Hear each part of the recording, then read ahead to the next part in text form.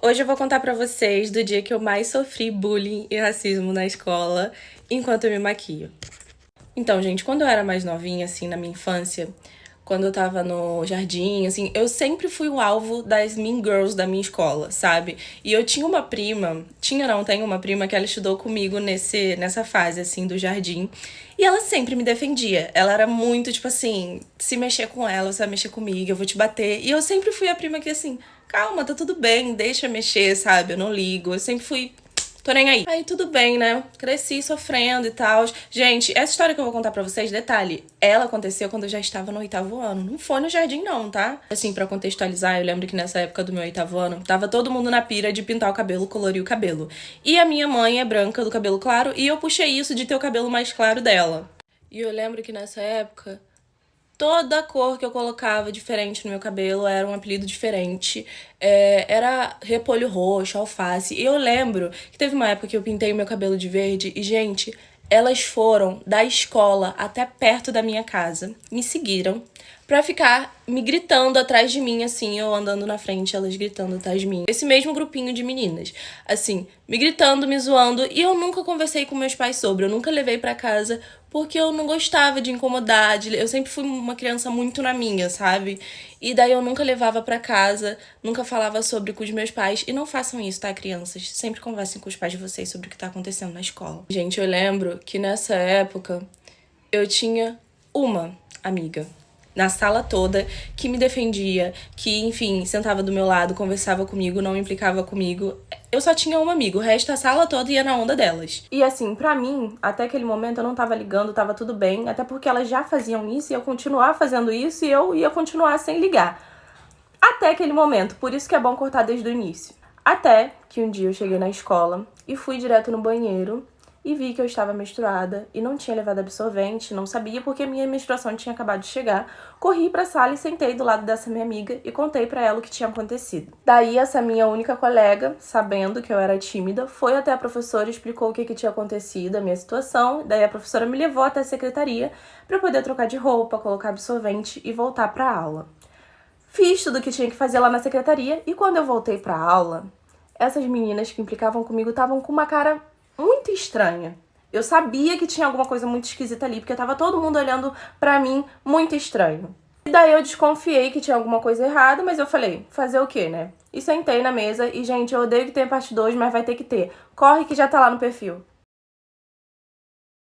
Parte 2 do dia que eu mais sofri bullying na escola. Se você caiu aqui de paraquedas, vai lá pro perfil que já tem a parte 1, obviamente. Bom, depois de ir na secretaria e resolver o que eu tinha pra resolver, cheguei na sala, sentei lá na minha cadeirinha, na minha mesinha de volta, assisti a aula normalmente, passei toda a aula estranhando que tinha alguma coisa muito estranha, porque as pessoas estavam me olhando estranho, mas pra mim não tava vendo nada acontecendo demais, então tava tudo bem. Coitada de mim. Acabou a aula, desci as escadas, fui lanchar e lá embaixo a coisa começou a ficar estranha, gente. Tava todo mundo me olhando muito estranho, as pessoas passavam por mim, ficavam rindo.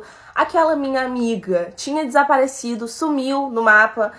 Ela que sempre sentava comigo, né, lanchava no recreio, não estava nem perto, eu não achava ela. E todo mundo que eu passava ficava rindo da minha cara, ficava rindo de mim. E daí eu subi, assisti a aula. Ai, gente, de verdade, assim, eu fico rindo, assim, porque dá raiva, cara, sério, só de lembrar da raiva. E, assim, faltava 1 hora pra aula acabar. E eu desci pra ir no banheiro de novo, pra ver se estava tudo bem ali, né? E tinha uma garota no banheiro que eu nunca tinha visto assim na vida, eu nunca tinha conversado, era de uma outra sala, e ela tava só eu e ela sozinha no banheiro, e ela virou pra mim e falou: Cara, por que você tá andando com isso nas costas? Aí eu falei: O quê? Como assim? Eu tô andando com o quê nas minhas costas? E daí ela tirou, descolou das minhas costas assim, um absorvente, todo manchado de batom vermelho, que tava grudado nas minhas costas. O dia todo. Eu passei o dia todo na escola com aquele absorvente grudado nas minhas costas. E ninguém me avisou. Ninguém me avisou. Só aquela menina. E eu tenho certeza que foi porque a gente tava sozinha ali no banheiro. Porque se ela soubesse quem foi que tinha grudado, que é aquelas meninas que todo mundo tinha medo da escola, ela não teria me avisado. E eu tenho certeza que ela só me avisou porque só tava eu e ela no banheiro. E eu passei o dia todo com aquele absorvente grudado nas minhas costas. E daí eu desesperei, eu entrei assim numa crise de ansiedade, pânico. Eu falei, gente, como chegou nesse nível? Fui pra secretaria correndo, contei o que tinha acontecido, ligaram pros pais das meninas que tinham feito, pros meus pais. E assim, meu pai nunca chegou na minha escola tão rápido igual ele chegou naquele dia. E eu lembro, assim, que meu pai chegou lá na escola querendo chamar a polícia, querendo quebrar a escola, assim. Foi uma loucura. E daí eu lembro que eu virei pro meu pai, falei pra ele que não queria que chamasse a polícia, que tava tudo bem, que eu aceitava o pedido de desculpa delas e tava tudo certo. Eu lembro que a avó de uma das meninas estava chorando, até a coordenadora chorou por ter acontecido o que aconteceu dentro do ambiente escolar, enfim. Foi, assim, muito péssimo. E assim, hoje eu tô aqui contando essa história pra vocês de uma forma engraçada, divertida, porque já passou, mas a gente sabe que poderia ter terminado de uma forma diferente. Então, falem, comuniquem com seus pais, com a escola, porque bullying é algo muito sério, tá bom, gente? Sabe uma situação que dá vergonha alheia de contar? Eu estou com vergonha de falar sobre isso. Minha amiga, ela chamava o meu namorado na época, hoje é meu marido, de príncipe. Meu Deus. Só pra contextualizar, né? A gente era todo mundo amigo, sabe? Ela era minha amiga, que era amiga, assim, dele. Todo mundo se conhecia. A gente tava começando a se conhecer melhor. Já tinha ficado e tal. Ele nunca teve problema de que eu mexesse no celular dele. Nunca teve segredo, até quando a gente tava ficando. E aí, quando eu abri o WhatsApp dele, eu vi que tinha uma mensagem... Uma mensagem não, eu vi que tinha conversa com a minha amiga. Essa minha amiga, que ela era muito minha amiga. Minha mãe, não, essa menina não é sua amiga, Débora. Essa menina não é sua amiga. E eu dizendo, mãe, ela é minha amiga. Ela é minha best. Como sempre, fui tóxica, sou até hoje. Abri a conversa com ela, porque eu queria saber o que é que ela tava falando com ele, Eu nem lembro o que tinha escrito. Eu só sei que ela ficava chamando ele de príncipe. E uma frase assim, ela falando, já que eu te chamo de príncipe, por que você não me chama de princesa? Acho que todo mundo conhece alguém assim. Precisa da aprovação e da atenção de todos os machos. Se um macho não queria ela, pronto. Quando eu fui confrontar ele... parte 2. Parte 2 da minha amiga, que chamava o meu namorado, que hoje é marido, de príncipe. E quando eu fui confrontar ele, né, coitado, ele já foi na defensiva. Ele falou, olha, mas ela pediu pra eu chamar ela de princesa, mas, tipo, eu nunca chamei. Eu falei, por que você não me contou o que tava acontecendo? Porque, assim, eu já percebia, né, minha gente, que ela dava umas tiradas, assim, pra ele, umas coisas, assim, bem de leve, olhava, assim, diferente. Porque eu não sou doida, não sou cega, eu sou bem sã, na realidade. E ele tirou logo dele da reta, né? Essas eu via que ele não puxava assunto, era sempre ela que puxava assunto e ele... respondia. Aí você pensa, Débora, aí você não falou nada com ela. Claro que eu falei, né, gente, de forma não direta, mas falei. Eu comecei a chamar ela de princesa, assim, na frente dos outros, pra ela se ligar. Sem contar que ela tinha namorado, né? Ficava dando em cima dos machos. Ela dava em cima dos machos mesmo, dava em cima dos machos todos. Que ela não era nem que ela queria as pessoas, ela nem queria namorar com ele, ela nem queria, não tinha interesse, mas ela queria que ele gostasse dela. Por qual motivo, eu não sei. Eu acho que é carência mesmo, não sei. Eu ficava chamando ela de princesa e tal, pra tirar onda com a cara dela, pra ela saber que eu sabia, né, que ela tinha dado em cima do meu macho. Mas foi só isso também. Eu nunca tirei satisfação, até porque a gente nem namorava na época. Hoje em dia, claro que meu macho não tem nem contato com essa menina. Eu tenho mais contato com ela, me afastei de todos os meus amigos de infância. Graças a Deus, foi a melhor coisa que eu fiz. O dia que eu fui fazer os meus cílios e a profissional jogou água no meu olho. Bom, esse assunto, ele ainda é bem traumático pra mim, mas eu quero compartilhar a minha experiência para que vocês entendam que nem todo mundo que te abraça te considera. A moça com quem eu fazia os meus cílios, ela ganhou neném e saiu de licença maternidade. Ou seja, nesse tempo eu precisei procurar uma outra profissional. Foi então que eu pesquisei assim bastante e eu acabei encontrei uma outra profissional e eu gostei assim bastante do trabalho dessa profissional.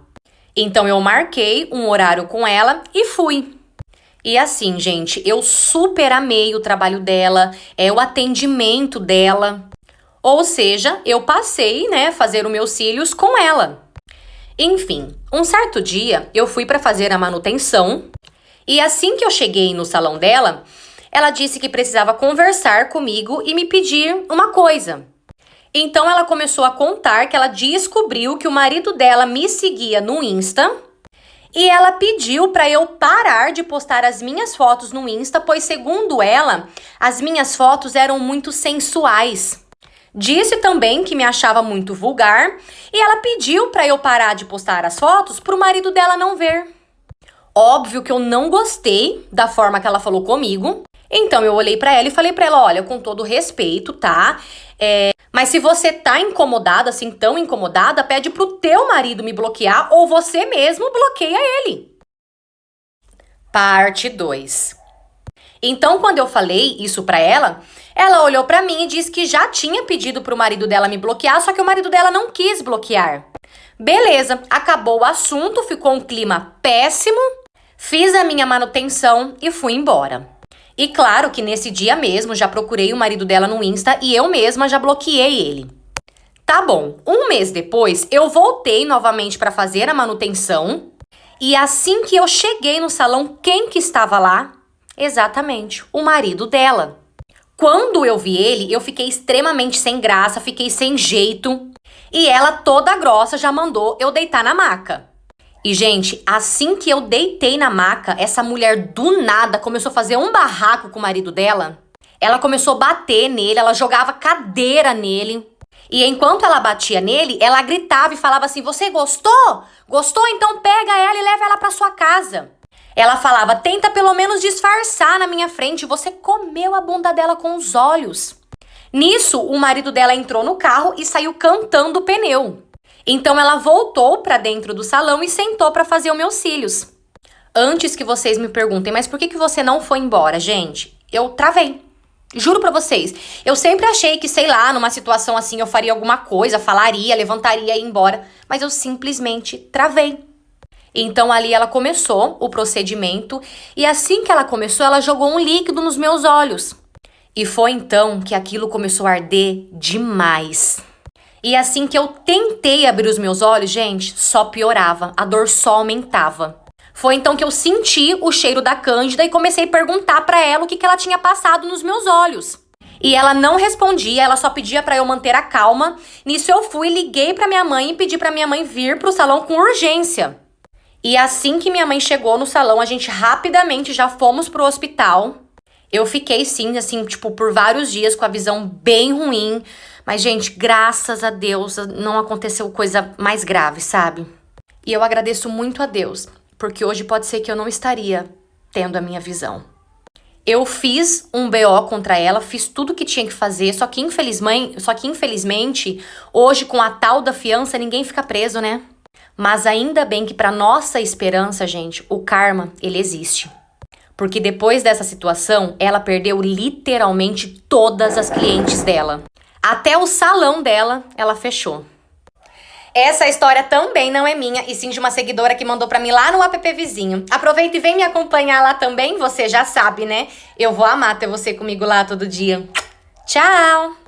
Essa seguidora conta que quando ela era menina, um menino da sala dela gostava dela. Um dia ele fez até um bilhetinho e levou até onde o tio dela trabalhava, porque ela morava com o tio dela na época. Ela então levou uma bronca bem grande por isso e no outro dia ela chegou na escola e brigou com ele também, porque na época eles tinham em torno de 10 anos, então eles não pensavam em namoro, apenas em brincar. Passou os anos, ela já era uma mulher, já estava casada, ficou sabendo que esse rapaz tinha morrido em um acidente de carro. Ela já tinha filhos, enfim, depois de descobrir a morte dele, alguns dias depois ela sonhou com ele que estava em uma festa. E no sonho, nessa festa, ele chegou pra ela e falou que queria ficar com ela e ela disse que não, que ela era casada, já tinha filhos, que ela não queria nada com ele. E na hora ele respondeu pra ela, mas você vai ficar viúva logo. Ela conta que na hora ela acordou chorando, desesperada, que foi uma sensação horrível. Porém, alguns meses se passaram, deu menos de um ano desde que ela teve esse sonho e o marido dela faleceu com 27 anos. Ela tinha 26 e estava com 3 filhos pra cuidar. Ela conta que não sabe se ele veio em sonho pra avisar o que iria acontecer ou se foi praticamente uma ameaça. Só que pra ela tinha sido apenas um pesadelo e que nada iria acontecer. Porém, quando o marido dela faleceu, caiu a ficha.